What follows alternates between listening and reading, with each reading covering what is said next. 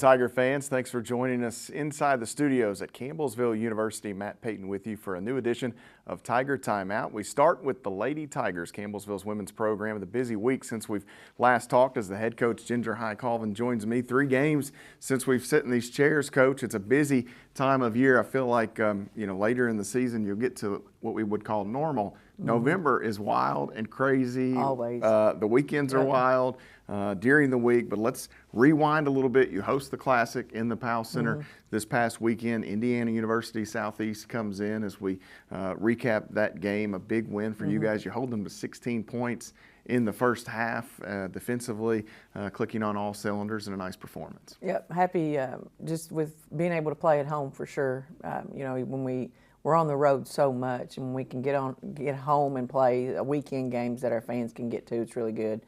That's a team we've not played much, but they have a new coach, and I think she's doing an outstanding job with them. And having Bethel up, a number 2 and number 3 ranked in the country, I think it's a good, obviously, test for whoever wants to come play. And I was really happy they played, and they were very good competition for us, and I was pleased at us defensively for that game for sure. And then you have the contest on Saturday with Stevens, an athletic Stevens club, and a really good playmaker at the guard spot for them. Whitney Hay posted double-double in the victory. Tyra Flowers, double-digit rebounds.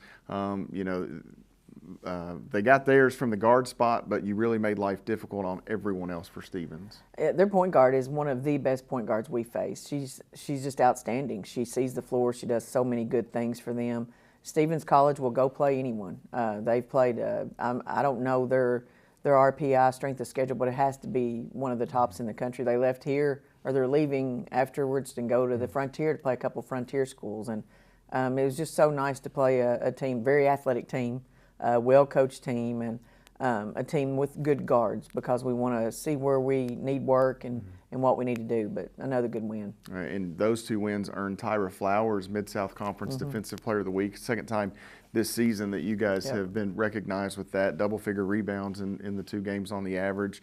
I think a handful of steals throughout the weekend, and her ability to defend, we saw it again even this week, truly special. Yeah, she's so quick, and it fits right in with the system that we run, and she's really good there in the middle, and she just covers so much ground. I'm so happy that the Mid-South honors that with the Defensive Player of the Week, because the Defensive Player of the Week is just as important as the offensive player, and it's so nice to be able to see her be honored for what she's really, really good at and what she takes pride in, and it's fun for us. And how does the rest of the team knowing Tyra, what she's capable of, and maybe she'll take a chance here or there, or maybe she won't, but I feel like she's kind of super steady down inside, and when you know you have that, you can do some other stuff in the other spots. Absolutely. You can take chances. When you have her on the inside, and we're hoping to get some more. Talon Shear's playing that middle spot as well and doing a really, really good job, and it's just a trust issue. Whoever's behind you is going to help back you up, and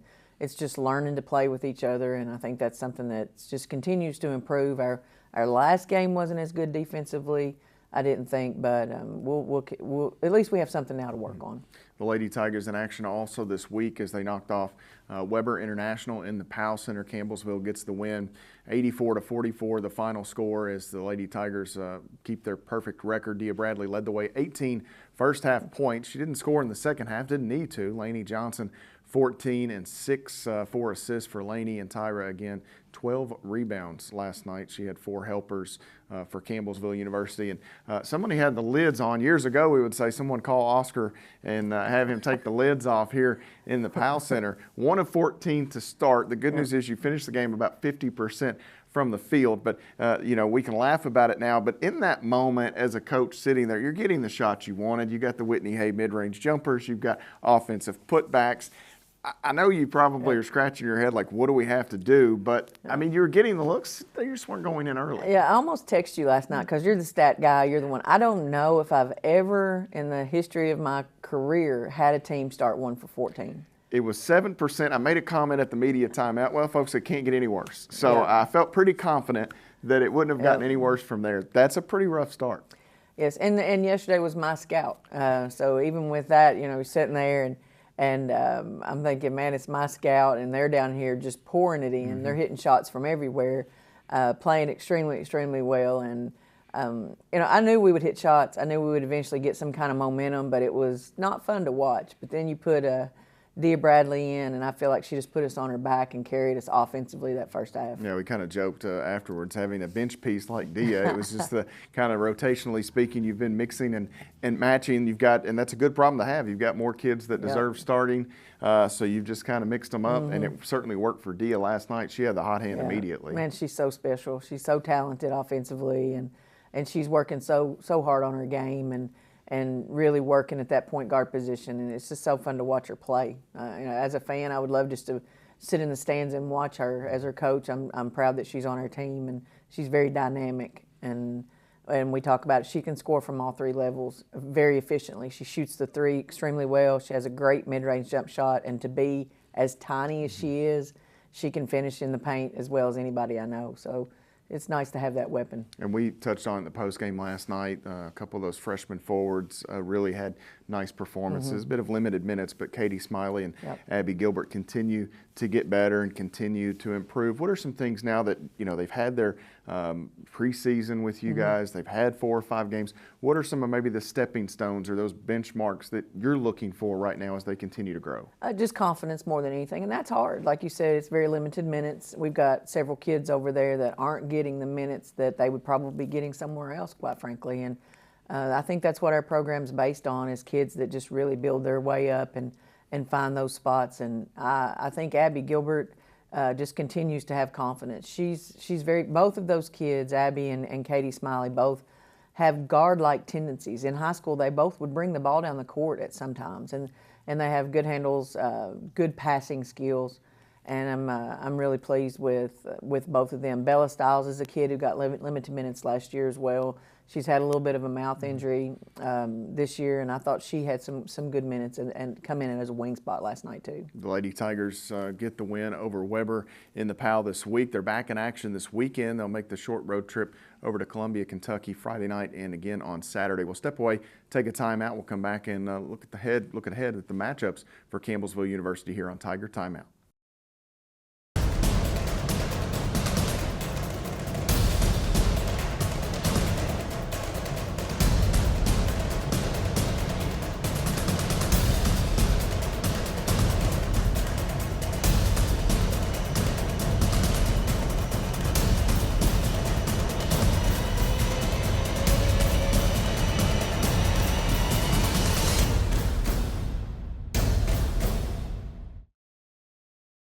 When I was 10, my mom got deported. We had a difficult time, and I feel that's why I didn't get to finish school.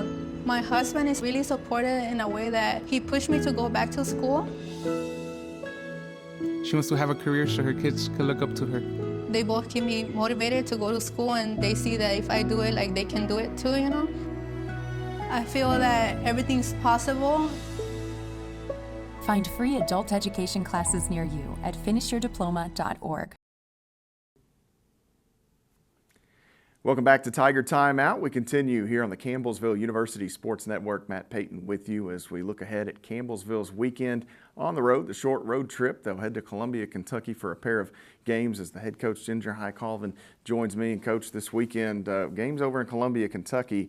Those have got to be bonuses on the schedule. Anytime you can get that, St. Catherine years ago, if you could play a neutral game over at St. Catherine, this one over at Lindsey Wilson University, just up the road, a stone's throw. And anybody's birthday today, we're gonna recognize anyone as John Wethington. John Wethington, yes, birthday? It is John's birthday today. Yeah. Is he wishing for a pair of wins? I'm this sure weekend? he is. Yeah. But I hope we get 4 wins. Four Mid-South Conference wins. Yes. Some tough competition over there. UT Southern, former Mid-South Conference school, new coach has come in there in the last couple of years, and that's a team that's playing really well, 4-0 on the year. So somebody, as the old saying, someone's O must go on Friday night as you and UT Southern will battle. Yeah, I think it's a great matchup.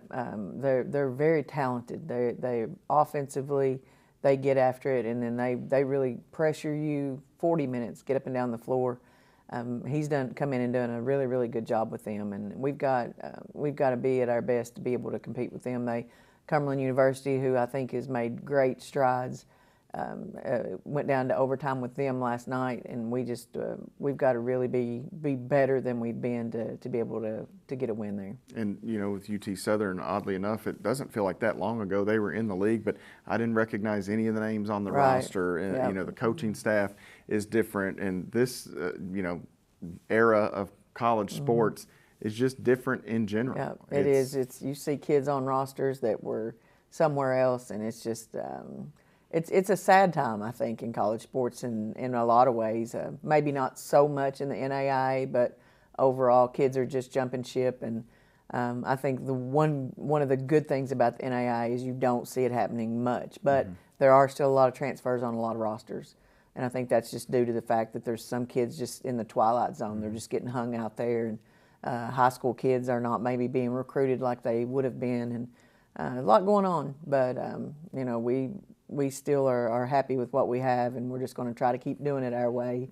But like you said, yes, I don't recognize anybody there now. As we look at some of the numbers from this upcoming matchup with UT Southern, I mentioned they have 4-0 record coming into play this weekend. The win over Cumberland University just the other night, an overtime game. I think we would have been okay if they would have played 6 or 7 overtimes. Right. That didn't quite work out, but averaging about 72 points a game. The field goal percentage at 37% for the Firehawks, 46% for the Lady Tigers. Should be a fun one. We'll trust the folks at Lindsey Wilson University for coverage of that Friday evening over at the Bigger Sports Center. And then Saturday, Coach, quick turnaround. You've got Reinhardt there at the Bigger Sports Center, and it's a Reinhardt team looking for some wins themselves, and they start conference play this week. Yes. Fast turnaround. They'll take on Tennessee Wesleyan, then head to Columbia. Yep. So they're trying to jam pack some things in. As Reinhardt. It's really strange to think that there are teams starting conference play, just because that's not in our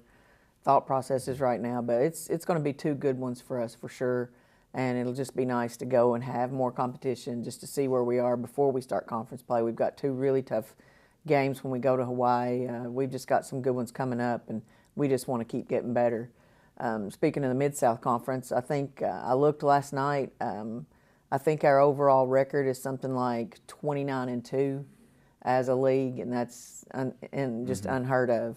Maybe 29-3 now, but we've got a tough conference, so we've got to be ready when that rolls around. No nights off inside of league play, and I guess that's the beauty of non-conference. It's the scouts a little different. It's a little more difficult to get information. But once that Mid-South Conference schedule, the grind of that can be so challenging. So they're different challenges, and I guess that's kind of what you prepare for and what your teams are preparing for as well. It is. I mean, that's the ultimate thing, is to win your conference. And I think to win the Mid-South regular season is a super hard thing to do. To win any tournament's hard, but I think the grind of regular season, playing home and away, and all the travel, all the nicks and bruises and sprains along the way, I think if your team can hang on and do that, it says a lot. Because this is, if you're a stat junkie and you click on the standings right now in the NAIA, the top 5 teams in the NAIA right now are Mid-South teams. The top 5 win categories: 6-0, 6-0, 6-0. 5-0. I'm sorry, top 5. So it's I'm proud of our league. I think it makes us all better.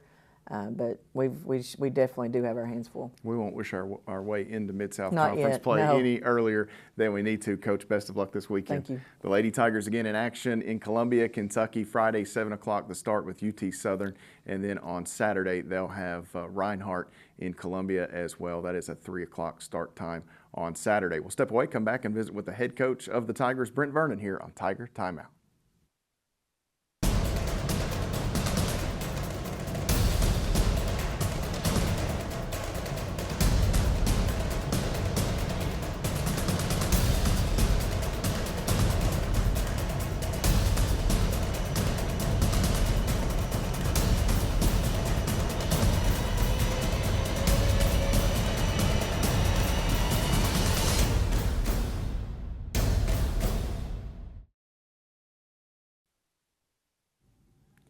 Welcome back to Tiger Timeout. Coverage continues here on the Campbellsville University Sports Network. Matt Payton with you here as we transition over to Tiger basketball. Campbellsville in action in the latter stages of last week on the road in Williamsburg, Kentucky at the Owain Rollins Center.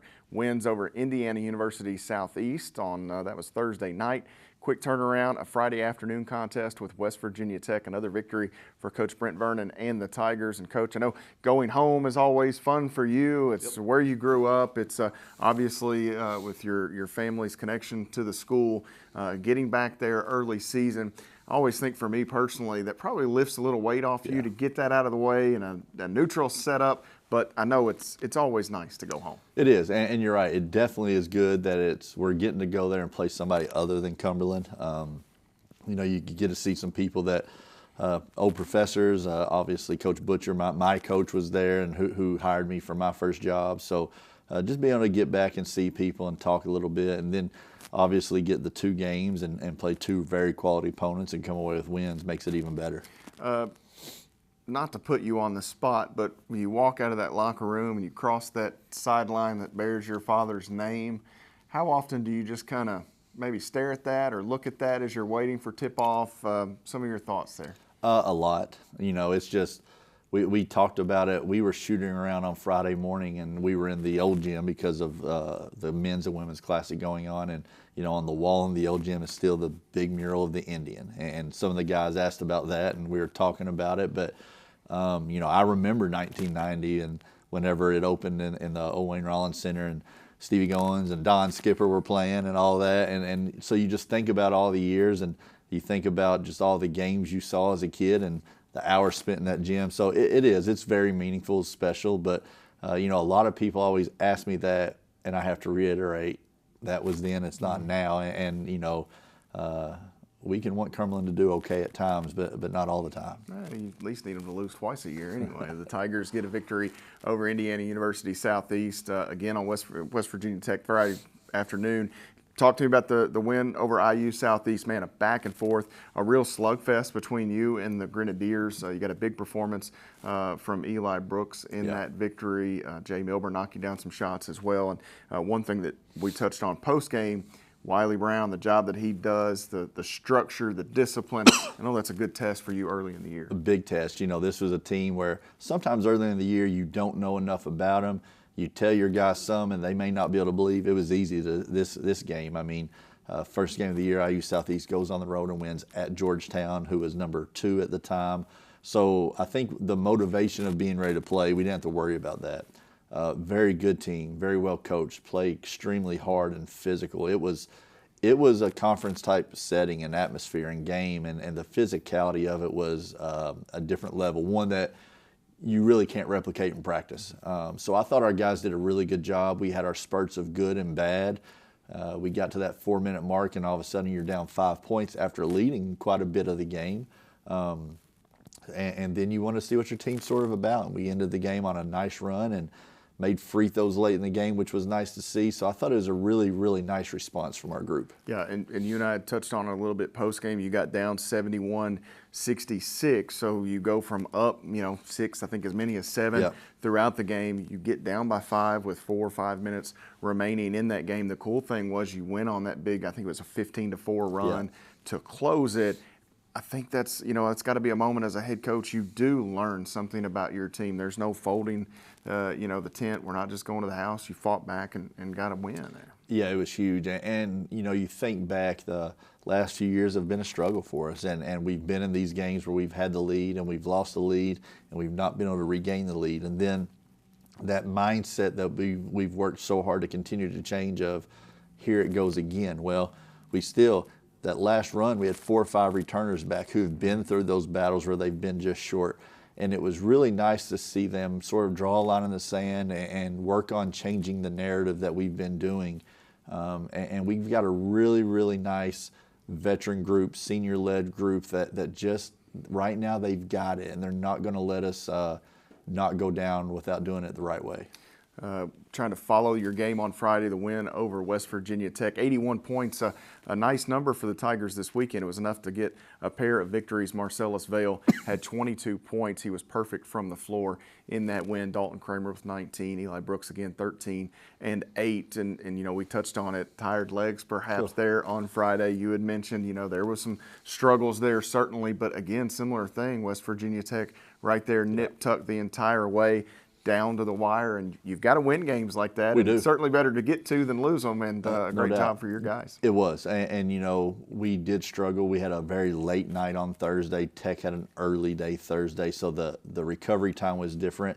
I was really worried because a lot of times when you're tired like that, the first thing to go is your mind, and going back and watching the film, we made some mistakes that we haven't made, and I do think that was a lot of mental fatigue that we've got to be able to fight through and be better with. But again, we stepped up when it mattered most. Some guys that have played really well, I wouldn't say played bad, struggled some, and guys who came off the bench really stepped up. Marcellus Vail was unbelievable. But again, that's why we build the roster the way we do and trust the guys the way we have, and we just got to keep building off of this and keep our momentum going. As we close out this segment, one thing I'll mention, you and I talked, and you said Sale on Friday maybe had that burst that we've not really seen at Campbellsville. He got here, had the knee issue, and it's been a process trying to get him right. Maybe we're starting to get that guy. Yeah, his IQ's always been there. He's always had that little bit of a step from a knee, but I see a different burst. I mean, you know, if people have been around our program and practices, they wouldn't believe me if I said, you know, been in practice, throwing a few dunks down the last few days, and actually had one in warm-ups there. And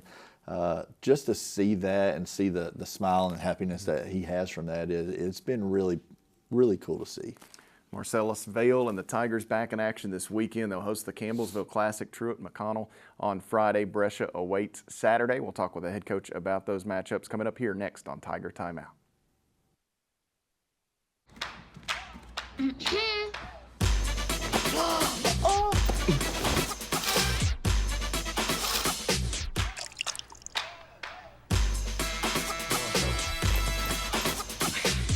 You're not going to get it all right. Just make sure you nail the big stuff. Mama! Like making sure your kids are in the right seat for their age and size. Get it right at nhtsa.gov/the-right-seat.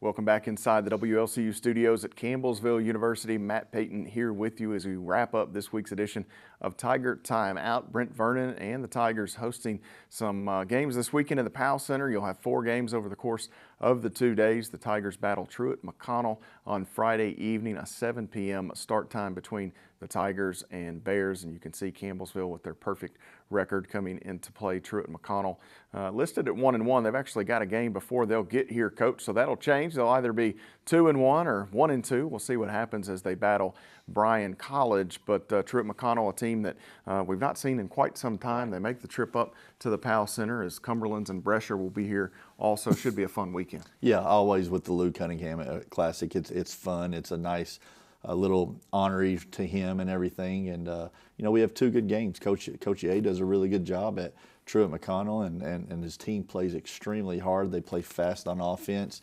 Defensively, I think everybody this time of year is a work in progress. I know we are, and so I think that's the biggest thing. But they've had point production of 91 and 76 of the 2 games you mentioned. They actually, tonight, they open conference play. So it's one of those that it's a little odd, you know, because they have so many teams and games. We open in January. They're tonight. So we'll be able to watch that and get a little bit of a gauge. But I think they have some really good players, some long length on the perimeter, some guys who can make shots. And then they play fast. So I think they try to make you play a little bit out of your comfort zone. And it's going to be a good test for us. And, you know, this is a team, the Appalachian Athletic Conference, familiar with some of the other schools, namely Pikeville, been a long time. So going back and anything to pull from last year's games, does that help more than the early season stuff from this year? You know, it does, but for us this year, maybe not as much, where they did graduate 2 of their top 3 scorers. I think their 3rd leading scorer is back. They graduated their 4th. So they do have quite a few new pieces, but it were guys that were there last year playing a different role. You have guys that maybe played 5 and 6 minutes, playing 25 minutes a game. So you may watch a little bit of that, but being able to see how they play the first 2 games already, you have an idea of what it is they do and want to do, and we're just sort of going to gauge it off that. Our guys have been very, very locked in. Our attention to detail has been good early on, so we're just going to continue to worry about us as much as possible. You know, one thing you and I were kind of talking about how they do their travel with the game against Bryan. Yeah. You've got the 1 day off. Bryan is certainly further, it's closer to Campbellsville Yeah. and Cleveland, Georgia. So how do they balance that and travel? And early season, I feel like November is the craziest month of the year. Once you get into especially in the Mid-South, you get into January and your stability of your schedule Thursday, Saturday. November is so wild, and teams handle it differently. For some, they'll stay out. For some, they go back. It's got to be a challenge to put together that puzzle. It is. You know, we have our classics. We had Cumberland's last week. We were gone one night. We have Rio here next week. We're gone 2 nights. The show will be gone 2 nights, but it would be really odd this early in the year to be gone 4 or 5 nights at a time. You know, you still got guys in the groove of classes and everything and trying to adjust and figure things out with that. You like to sleep in your own bed, bottom line. And so my guess is they will stay there and travel the rest of the way. I know they'll be here tomorrow. They're going to practice on Friday morning, or do a shoot around. So they'll be here and be ready. So I do think that probably plays a little bit of our advantage. A lot of travel, a lot of time on the bus, away from your normal sleeping pattern, can play in a team's advantage. So right now, it's one of those we've always said, nobody feels sorry for us. We're not going to feel sorry for you. We're going to tip it up, and like I said, we're trying to keep this train rolling right now. Absolutely. And then on Saturday, you'll have the afternoon matchup with Brescia. The Bearcats make their way in, and they'll have the contest with Cumberland. Are they before you on Friday? Yes. So they'll have the slightly longer layoff. The matchup with Cumberland's is the first game of the Lou this weekend. And then Brescia's a team that we've seen a few times over the last couple of years. And Damian Garcia, their longtime stalwart, has made his way to a Division I program there. And he's a terrific player, and they obviously having to replace that production. Yeah, and you know, Coach Karn, he got the job last year, mid-August, late August. The head coach there took a job with Eurobasket. And so he got named interim coach. The interim tag got removed. So I think the roster, it has some same pieces, but a lot of new pieces. He has his roster now. He has the guys that he wanted to return who understand what he's about. I think they're very much improved from last year. They did have Garcia last year. But sometimes when you have a guy who scores it like that, it can hinder some things. I think they move the ball much better. The one thing that they're probably lacking or struggling with right now is, since game 1, their starting point guard hasn't played.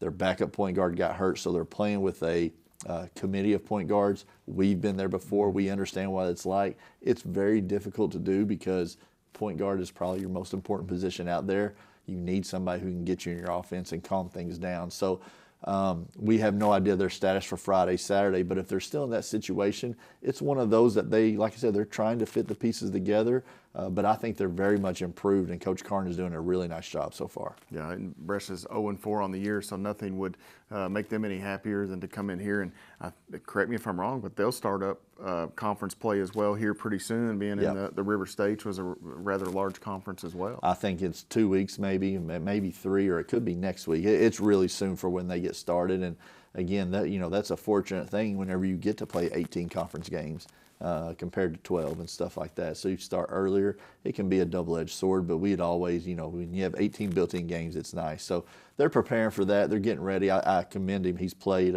Lindsey Wilson already in the Mid-South. He plays us Friday or Saturday. He plays Cumberland's Friday. So he's testing his guys early on to get them prepared, and I think that's what you need to do. And, you've been to Lindsey, participating in a classic, same with Cumberland's. When you're there in those classics, I know you're taking a little bit of a look at the teams that are in your league, but is it so early that it's really hard to dig too far into that, or is this we're really watching and breaking down, we're pulling everything we can right out of the gate? I may not be writing it down, but I'm pulling as much as I can. It's just something, I don't know if other coaches are. That's just sort of the way I'm wired. At night at home, whenever I don't have anything to do and there's games on it, the first games I'm going to watch is either the next opponent we play or a conference team. I like to watch them. I like to see. It's sort of funny that you do that because nobody in our league changes anything. We were doing the same stuff we were doing 5 and 6 years ago, but you like to see the personnel. Again, we want our league to do well. We want to beat each other up, but we want our league to do well. So it's one of those things that we're watching our opponent, but I'm definitely taking notes inside my head. Well, the Tigers will take some notes this weekend then as Cumberland's participates in the Lou Cunningham Classic. Coach, best of luck. Thanks, Matt. Campbellsville in action Friday night, 7 o'clock the start time with Truett McConnell. Saturday afternoon, a 3 p.m. start for the Tigers. For the head coach, Brent Vernon, as well as Ginger High Colvin, I'm Matt Payton. We'll see you next time on Tiger Timeout.